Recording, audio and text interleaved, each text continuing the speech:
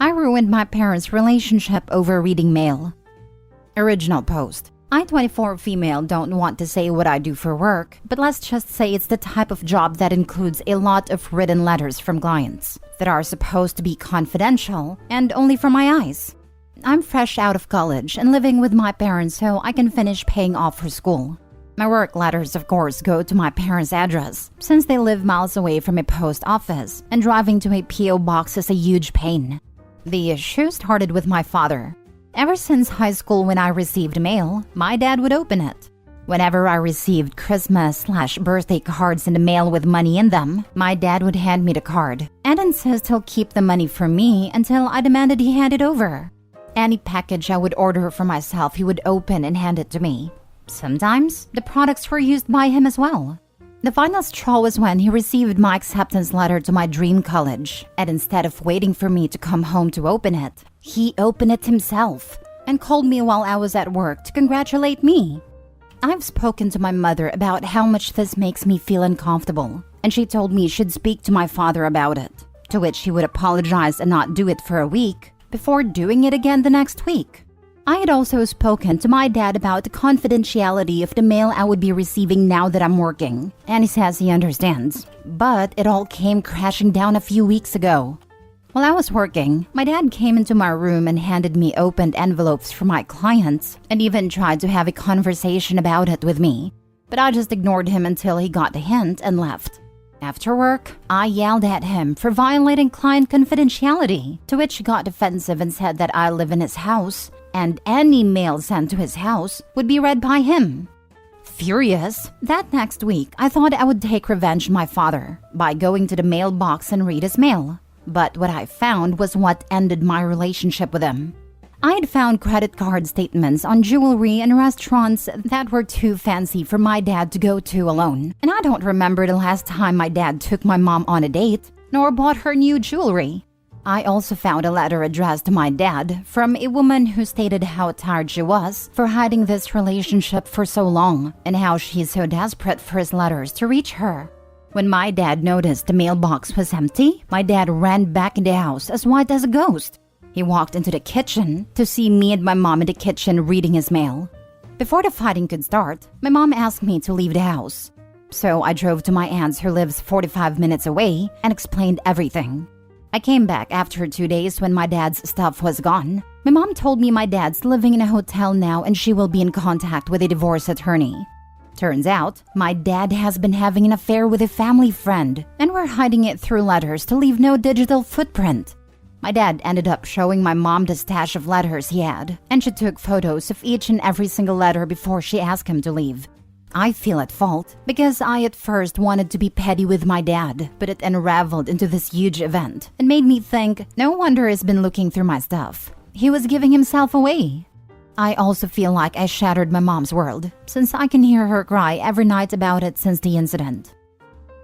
Now for the top advice before reading the update. You didn't ruin your parents' relationship. Your dad having an affair did. You just found out about it and gave your mom the chance to make an informed decision with all the facts on whether she wanted to be in a marriage with a cheater. I feel at fault because I at first wanted to be petty with my dad, but it unraveled into this huge event. Nope, your dad is the guilty party here. In the US, it's illegal to open other people's mail. It's unethical to read, let alone discuss, confidential information, especially when it's not even your job. Finally, your dad was cheating on your mom and clearly not giving her the attention and respect she deserves. He made a mess. You simply tripped over it. Yeah, I would have reported him to the feds a long time ago, especially actually stealing what was inside. She should still report him for reading the client mail if it doesn't hurt her job. His insane mail rule wasn't about invading your privacy. That was a bonus for him. It was about covering his butt for as long as possible. He did it to himself. Yep, he also 100% wanted to make sure his mistress didn't send his household any surprises in the mail. Yep, it would have come out eventually. If he was cheating with a family friend, then I would assume eventually she would have gotten fed up with waiting and just said screw it and confronted him at home. The fact that he hid it so long is surprising. But dirty secrets don't stay hidden forever. Edit/update. Thank you all so much. I wrote this all out last night drunk off my mind, and I never expected this much kindness from strangers. I'll go ahead and answer a few questions here and then give an update. 1. Was my dad using my money from the gifts to buy stuff for his mistress? I'm 50-50 on this answer. I received cards when I was young with money, and it was the same routine. Aunts and uncles would leave $100 per card, and my dad always gave them to me when I was younger. As I got older, obviously the money reduced to $20 to $40. I do believe my dad would give me back half my money in those cards back, which would make sense as to how he was able to make such huge expenses on his mistress. I need to collect proper evidence, so I plan on calling my aunts and uncles and other relatives who would send me money. 2. The mistress would send letters addressed as a business or a credit card company. If you ask me, they were doing the most. When my mom would check the mail, she would see the letters that were addressed to my dad as bills or some crazy BS, and never opened them because she doesn't handle the bills. A lot of packages were sent by the mistress as well, which is why he went through my packages, and I don't want to imagine what kind of crap she was mailing him. Now for the update. Like I said before, it's been a few weeks since it happened. I've been doing my best to comfort my mother while she deals with all the legal business, and my dad's constant appeals to my mom to apologize and beg for forgiveness. I've been here to listen to her, and she keeps spiraling between wanting to forgive him and cursing him to hell. I told her my own personal opinion, which was to never take back a cheater. She did basically everything for him, and she shouldn't see it as her not being enough for him. That's his fault for not appreciating her. The mistress was also a married woman, and my mom reached out to her husband, sending him the letters she had taken photos of, even had a long phone call with him about what was going on.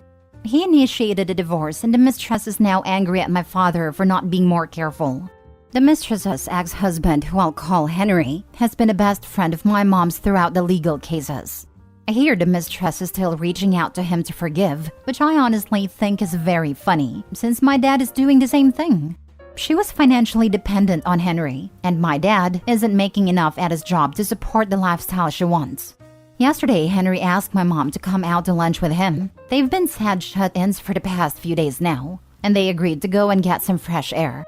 I encouraged my mom to do such, and to call me if my dad or the mistress decide to show their faces when they went, just so I could pick her up. My dad hasn't apologized to me at all about reading my mail. In fact, he's called me and left me voicemails, telling me that this whole situation was my fault. Then go on crying, saying he regrets everything and he hopes he can still be my dad. I honestly don't know what to do with him right now, other than ignore him. I don't know if there will be another update, but I will if something major happens. Again, thank you so much for the supportive comments, and I hope some of what I said cleared things up for you all. Next story. I hate that my husband refuses to share his inheritance with his brother, but I don't know if it's my place to say anything. My female 37 husband, male 37, has an older half-brother, male 45. My father-in-law was married, and his wife cheated on him with his best friend. When he found out, he was devastated. According to others, he was never the same afterwards. He got divorced and never saw her or his son again. He got remarried and had my husband. He passed away a month ago, and my husband was devastated, and still is. In his will, father-in-law left everything to my husband and nothing to his other son. It broke me that he did this to his firstborn. Throughout the years, many tests were done, and father-in-law is the father, and yet he hated his son as much as he hated his ex-wife. My brother-in-law didn't have a great life either, since his mother married her lover and got more children, and brother-in-law wasn't treated well by his stepdad. My husband refuses to share the inheritance, saying that he did nothing wrong and that his father would have left something if he wished. I don't know. I feel like my husband is acting out of greed and nothing else. My heart breaks for brother-in-law, who never had a love and security of having loving parents. My husband's actions are a huge turn-off for me too. I think of my children and to think they would be punished for something I do. I cry every night thinking about all of this. Am I out of place if I intervened? If I'd tried to meddle? I feel like I can't stand idle for much longer. If my wife had serious reservations about a decision I was making, I would want to know about it. I might not agree with her, and it might not change my decision, but I would hate to find out that she was quietly disappointed in me and telling the internet instead of me. I agree with this. I bounce everything off my husband, whether it directly impacts him or not, and he does the same. I would share my opinion and then drop it. At the end of the day, it's his call. OP, if the roles were reversed, what would your husband likely say to you? Do you think he would share similar reservations? Would he defer to you to decide what's best, being that it's your family? I find doing a role reversal can sometimes help clear things up. Does your husband have any relationship towards his brother? Because if not, then he doesn't owe him anything. Even if he does have a relationship with his brother, he still doesn't owe him anything. Would it be nice? Sure, but he owes him nothing. This would make sense as to why the husband doesn't feel the need to share it. He's probably thinking of his own family with OP while his estranged brother is a stranger to him. OP, you might want to consider this from another perspective. To you, family is blood. To others, family is those who you bond with. Maybe it's not a morality issue coming from your husband, but a way that he sees and understands family and what he's obligated to do. Exactly my point. If OP's husband barely even knows his brother, why is he entitled to the money? Also, I also want to know who asked who for the money. And if that's the case, I would say OP is reading too much into the situation and applying too much judgment without understanding versus knowing or hearing the reason for her husband's perspective. OP, I think you should suspend judgment for a bit here and stop ruminating on how you'd feel with your children. That's a bad track to be on, and you're making your husband into a character he might not be. It's definitely not your place to say anything about this. That is a family trauma that does not include you, and you saying something about it is going to stir the pot and just cause anger from your husband and bring up bad memories. He's completely right in saying his dad would have left the other son stuff if he wanted to. Leave this be. There's no way she knows exactly what went down. The brother could have rejected the father. We don't know. She really needs to stay out of it and not have feelings about it. She's being dramatic. Edit? I'm sorry. I've received over 500 comments and tens of chat requests. I can't read all of them, but thank you for the advice. I love my husband, and I always thought highly of him. I don't want that to change. I feel safe with him, and I don't want to lose that either. I need to give him time to grieve and be there for him now. But I know myself well. I will need to talk to him about all of this eventually, or it would affect my marriage in a negative way. Thank you and have a great weekend. Last story. Am I the a-hole for abandoning my parents? I, 22, abandoned my parents and don't plan on coming back. This all started back in my sophomore year of high school. I just finished the hardest year of my life at this private academy. The school was extremely strict, and I was used to public schools.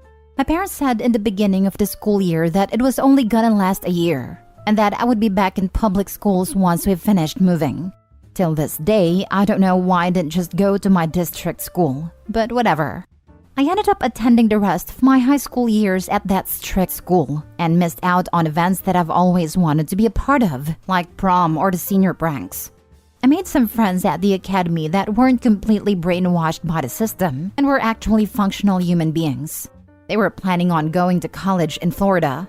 I lived in Chicago and I thought it would be perfectly fine to go, since people leave their home state to go to college all the time. I was wrong. My parents started throwing a fit and said that if I didn't go according to their plan that they had set out, that I would miss out on inheriting the businesses that they owned. I was basically forced to stay because my entire career choice was made on the fact that I would run the businesses when my parents retire. Midway through my second year of college, they stopped paying my tuition fees and refused to answer any of my calls regarding why. So, I ended up dropping out of that college and instead went to a community college. I understand it's their money, but it was also their choice to put me in that college. I'm now switching career paths and heading into real estate because I can't handle the toxicity that comes from my parents. I ended up breaking contact with them and moved out of state. When I did, they called me and said that if I didn't come back, I wouldn't get my spot in the businesses. I'm currently living in Florida with my old high school friends. I know for sure I'm not getting any inheritance, but on the other hand, I'm also getting to make my own choices now. The only thing I've heard about them through family is that they ended up retiring early and now live in Puerto Rico. It sounds like they abandoned you, not you them. You just moved on with your life afterwards. Not a-hole. This, big time. Not a-hole. I don't need details, but I bet if OP thinks about it, this will not be the only manipulative scheming their parents have done. Not a-hole. OP, talk to someone in the financial aid at your school about how to assure they can no longer claim you as a dependent. Someone I love had to do this to help cover part of her college expenses, with grants and some financial aid. It might also assure you get a refund on taxes they want to claim. Each state is different, but a person I know was able to do this with some documentation and the help of state courts. The financial aid people at your college have potentially dealt with this, and they may be able to point you towards the step in the process. You may or may not need grants and financial aid money, but it can take a while for this process. So better to start now just in case. Sorry your family's horrible. You don't deserve to be treated this way by people who claim to be adults. Don't be ashamed to get therapy, because it sounds like a lifetime of bad behavior and possible abuse on their parts. Many colleges have therapy access or offer support groups if you can't afford it on your own. Dealing with this while you're young will make the rest of your life easier. Ick, there's something wrong with them. The best thing you can do is stay no contact. Do you have siblings? I fear for them if you do. I have a half-sister in Guatemala, but my parents never took it to court for custody.